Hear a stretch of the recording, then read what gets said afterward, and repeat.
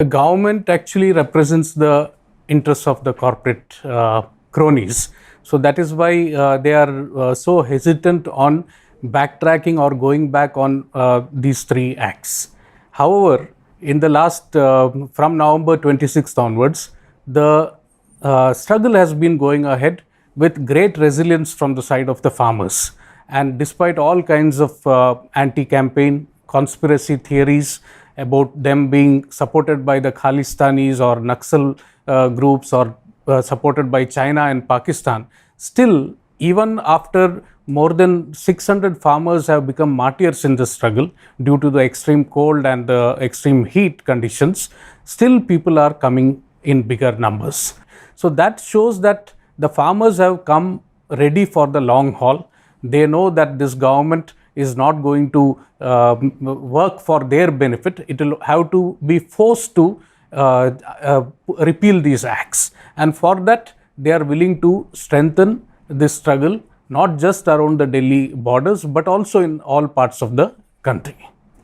Actually, you see, the rural areas of our country have been the worst hit due to the COVID crisis.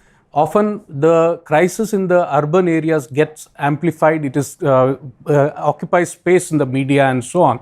But you see how the manifestation of this crisis in the rural areas is what we saw with the floating bodies in the Ganga, and also on the banks of the Ganga, that the bodies that were cremated on the banks of the Ganga. That is something which shows how deep the crisis has been hit the rural poor, the peasantry, the rural workers and the agriculture labor. But this government has not done anything to help them. Organizations of the farmers, agriculture labor, rural working class, all have been demanding some kind of compensation, income support and so on, but nothing of that sort has happened. So that is one thing. But despite this, farmers are carrying on with the protest. Why is it so? When you speak to them, then they say that these acts are actually the death knell for agriculture in our country. So it is not just the question of their own incomes and their own livelihoods being snatched, but it is also the question of their futures. Their children and grandchildren and their futures are also affected by this. That is very clearly understood by the farmers. They have understood that these acts are only for the corporate profiteering, and it is nothing to do with the benefit of the country or the people of our country. So they see it. You see, often when they are speaking, they speak about a second freedom struggle.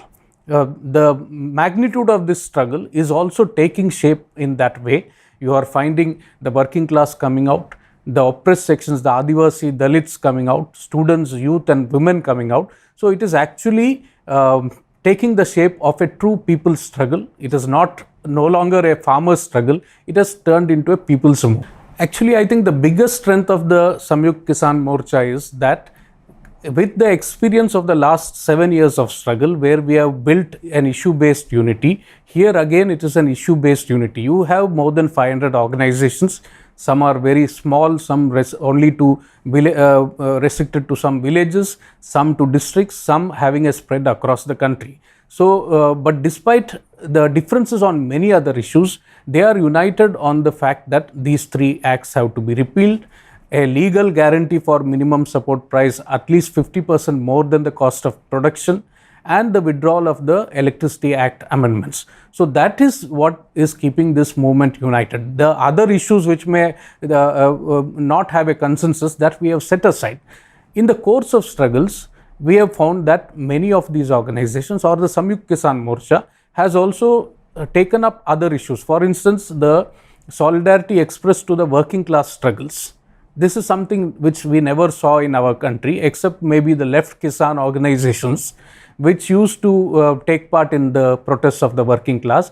Most other organizations were not taking it that way. But now there is a coordinated action beginning from November 26th.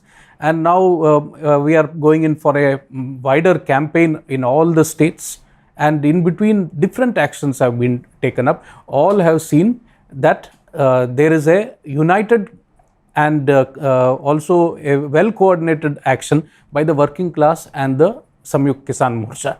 That is again a unique feature of this struggle. Another strength of this movement is, despite all efforts by the government to spread canards to try and divide the farmers movement after the January 26th incident and so on, still the farmers have remained united and they have stuck to the demand which they have been raising from day one. In what direction this will go? Will this government be coming out to try and repeal these acts? Or see, we need not be having any illusion about this government. Why did they in first place bring the 3 acts when the entire farming community, the working class were under an extreme crisis, under lockdown and due to the pandemic? It is very clearly to help the corporate cronies and to profiteer. That is why in this struggle you find Adanis and Ambanis have become the symbols of actually the anger of the farming community. There are, especially in the states like Punjab, Haryana, the products of Ambanis and Adanis are being boycotted. Even other parts of the country, we are now trying to intensify that struggle. There is a total boycott of Jio products and Adani products. The toll booths have been all opened. It's a free movement of vehicles in Haryana, Punjab, in parts of UP, in Rajasthan and so on. This is a new kind of a movement which is also now turning against the corporate profiteering and corporate loot of the resources of this country. Because the Samyukt Kisan Morcha, this struggle which has started in 2020, if you go back to 1991, a good number of these organizations were also having an illusion that the neoliberal economic policies will bring better days for the farmers. It is the organizations like the All India Kisan Sabha, which in 92 itself, when the new agriculture policy came up, we came with our alternative agriculture policy. And we pointed out that these policies are going to lead to an extreme crisis. So even now, even in case these 3 acts are repealed, still the policies, the paradigm is the same. Neoliberal paradigm is continuing. So the struggle is not over even if these acts are repealed. That is only a step forward. And here in the present day, this struggle is being described as the longest and the biggest struggle in recent history of peasant movement anywhere in the world. So it is also sending an inspiring message. We are finding solidarity actions across the world in support of this movement that is going on here. It has created a hope among all movements that this present government and the neoliberal paradigm that it pursues can be resisted, not just resisted, can be defeated, and an alternative can be made possible. Big section of the media, whom we say corporate media, or in the north they say call them the Godi media, that is a media which is actually in the lap of the ruling government. So that is what we are seeing today. And like Noam Chomsky and others have mentioned, this media controlled by the corporate companies or corporate bosses, they actually try to manufacture consent for the present regime, the neoliberal paradigm, and the promoting the interests of the ruling classes. So that is what we are seeing here also. The same kind, when some international celebrities have supported the struggle here, immediately there has been a high-pitched campaign of don't touch India, or this is our internal matter, and so on. But these very people, when incidents happen outside the country, then immediately they want to show themselves as being in solidarity with the people outside. It is a hypocritical stance that they are taking. Today, because of the alternative media, there are different ways in which we are able to take our message to the people, and that has in a big way been able to resist this kind of a farcical attempt to actually promote the interests of the ruling establishment. So that is, I think, why they are even more upset with the whole thing. Their entire campaign, it is almost a 24/7 campaign, and it could be entirely filled with lies. There is nothing stops them from again and again repeating the same set of lies. Despite that, you are finding that each day farmers are still coming. The uniqueness of this struggle, if you see, whenever there has been some climatic, for instance, storm or damages caused by that, you have immediately had people coming up in support. These campaigns have not led to people withdrawing from supporting this movement. The entire canard spread after January 26th. Despite that, you are having more and more people. We all know how when a set of RSS people attacked the struggle site, how lakhs and lakhs of farmers started moving from different parts of North India to the struggle sites.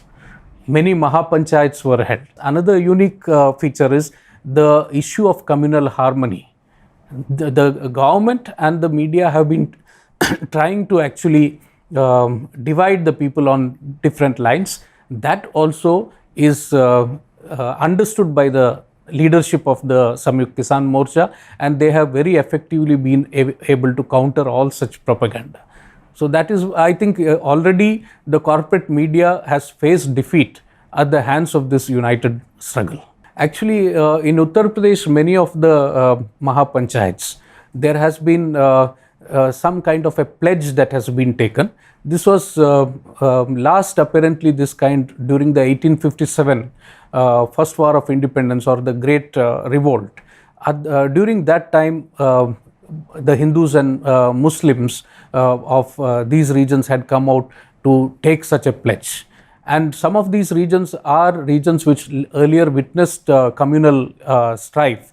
And in those regions, them coming together is something which is very heartening.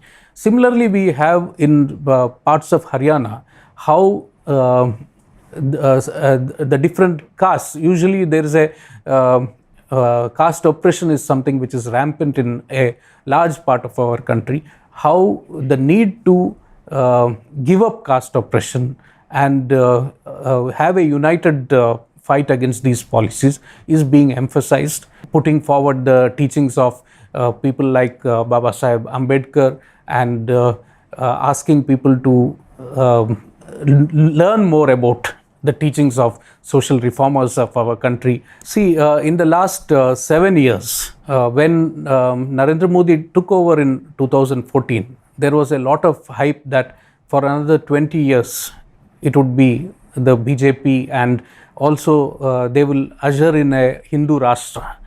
But in just 7 years period, we find that that dream of the fascist forces is being challenged in a big way by the farmers and the working class of our country.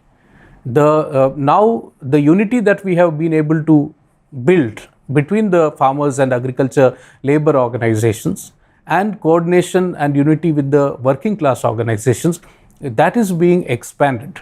We are having meetings in all the states. We are going to touch thousands and thousands of villages and towns in this campaign. And this is going to lead to an atmosphere against the anti-people policies pursued by the BJP government. We will also use this opportunity to put forward, posit a pro-people alternative and try to rally around the masses in favor of that. And I am confident that this struggle is going to be the Waterloo for the BJP and the Sangh Parivar politics in our country, and it will usher in an alternative politics.